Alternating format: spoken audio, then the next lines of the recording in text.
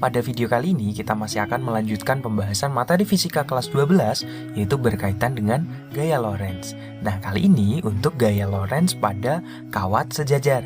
Oke, seperti apa? Yuk simak penjelasannya berikut ini. Nah, oke sahabat fisika, untuk gaya Lorentz pada kawat sejajar itu nanti ada dua tipe soal. Nah, untuk tipe soal yang pertama nanti jika bentuknya seperti gambar yang pertama ini, di mana arah arusnya itu pada dua kawat ini dia arahnya searah, bisa ke atas semua atau ke bawah semua. Nah, jika arah arusnya searah, maka gaya Lorentz-nya itu tarik menarik. Artinya pada kawat yang pertama itu arah gaya Lorentz-nya dia menuju ke kawat kedua, dan pada kawat kedua arah gaya Lorentz-nya menuju ke kawat pertama. Sedangkan untuk tipe yang kedua di sini seperti gambar yang kedua ini arah arusnya mereka berlawanan arah. Pada kawat pertama dia ke atas, kawat kedua dia ke bawah atau sebaliknya. Nah, jika arah arusnya berlawanan arah seperti ini, maka gaya Lorentz-nya dia akan tolak menolak. Jadi pada kawat pertama gayanya dia akan menolak kawat kedua, dan pada kawat kedua gaya Lorentz-nya dia akan menolak kawat pertama. Di mana besarnya gaya Lorentz pada kawat sejajar itu dapat dirumuskan menggunakan persamaan F sama dengan mu 0 dikali I1 dikali I2 dikali L per 2 PA, di mana F itu merupakan gaya Lorentz. Nah, mu 0 itu merupakan permeabilitas ruang hampa yang nilainya adalah 4Pi dikali 10 pangkat min 7.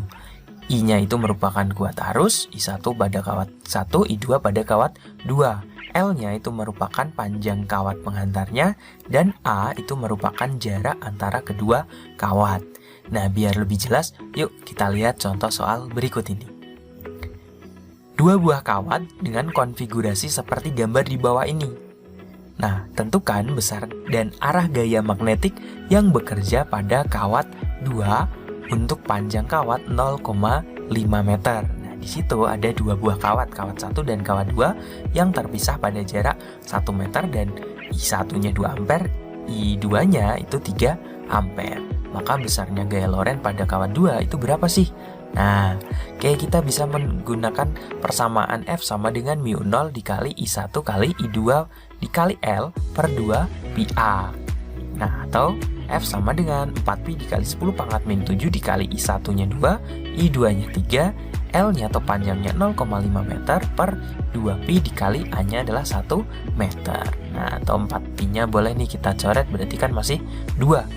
Oke, 2 dikali 2 dikali 3 dikali 0,5 itu berapa? 2 dikali 0,5 itu kan 1, berarti tinggal 2 kali 3 berarti 6 kan?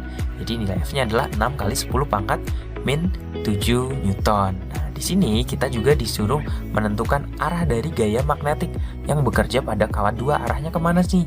Oke, kita lihat arah arusnya pada dua kawat ini kan arahnya searah. Ingat tadi kalau arah arusnya searah, gayanya tarik menarik atau tolak menolak?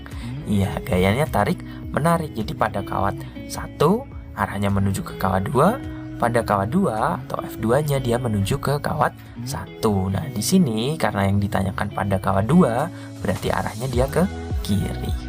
Oke, atau menuju ke kawat 1. Jadi besarnya 6 kali 10 pangkat min 7 Newton, arahnya menuju ke kawat 1 gitu. Nah, sekarang kita lihat contoh berikutnya. Kalau tadi hanya 2 kawat, sekarang ada 3 buah kawat nih. 3 buah kawat tersusun seperti gambar. Kawat 1, kawat 2, kawat 3 seperti pada gambar. Tentukan besar dan arah gaya magnetik per satuan panjang pada kawat 2. Nah, kita lihat. Pada kawat 2 dia arah arusnya kan ke atas. Kawat 1 dia arah arusnya juga ke atas. Jadi kawat 2 dan kawat 1 kan gayanya tarik menarik. Jadi pada kawat 2 itu arah gaya Lorentz-nya dia tertarik atau menuju ke kawat 1. Kita anggap gayanya adalah F21.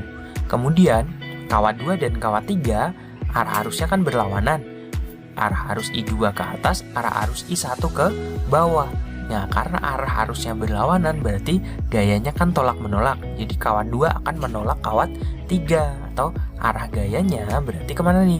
Oke, berarti ke kiri juga kan, menolak kawat 3, atau kita anggap F2 3. Jadi di sini ada F21, ada F23 yang arahnya sama-sama ke kiri. Nah, untuk menentukan untuk menentukan besarnya gaya Lorentz pada kawat sejajar tadi bisa dirumuskan F sama dengan mu 0 kali I1 I2 kali L per 2 pi A. Nah, di situ ada F21, ada F23. Yuk kita cari dulu untuk F21. Berarti F21 sama dengan mu 0 dikali I2 kali I1 dikali L per 2 pi A. Atau sama dengan nah karena di sini yang ditanyakan kan gaya magnetik persatuan panjang. Berarti ini L-nya boleh nih kita pindah aja ke ruas kiri. Jadi F per L, gaya per panjang, gaya persatuan panjang atau F per L-nya. Jadi tinggal ruas kirinya tinggal mu 0 kali I2 kali I1 per 2 pi A atau 4pi kali 10 pangkat min 7 dikali I2-nya 2 ampere dikali I1-nya 1 ampere per 2pi dikali jarak antara kawat 1 dan kawat 2 adalah 2 meter. Oke, 4pi-nya boleh nih kita coret. Habis kan? Jadi tinggal 2 kali 1 kali 10 pangkat min 7 atau F21 per L itu nilainya adalah 2 kali 10 pangkat min 7 Newton per meter gitu. Arahnya ke kiri. Nah, kemudian ada F23. F23 berarti sama dengan mu 0 dikali I2 kali I3 kali L per 2 pi A. Atau, nah, F23 per L sama dengan mu 0 I2 I3 per 2 pi A. Oke, atau 4pi kali 10 pangkat min 7 dikali I2-nya 2, I3-nya 3 per 2pi dikali jarak antara kawat 2 dan kawat 3 kan 1 meter. Oke, jadi ini boleh 4pi-nya kita bagi, tinggal 2 kan?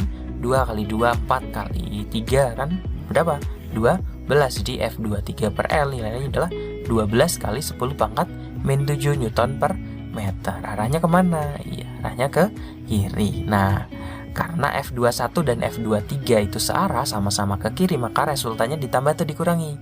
Iya, karena searah berarti resultannya ditambah. Jadi sigma F per L atau gaya magnetik per satuan panjang nilainya adalah F21 per L ditambah F23 per L atau 14 kali 10 pangkat min 7 Newton per meter dari 2 kali 10 pangkat min 7 ditambah 12 kali 10 pangkat min 7. Oke, 14 kali 10 pangkat min 7 meter. Arahnya kemana?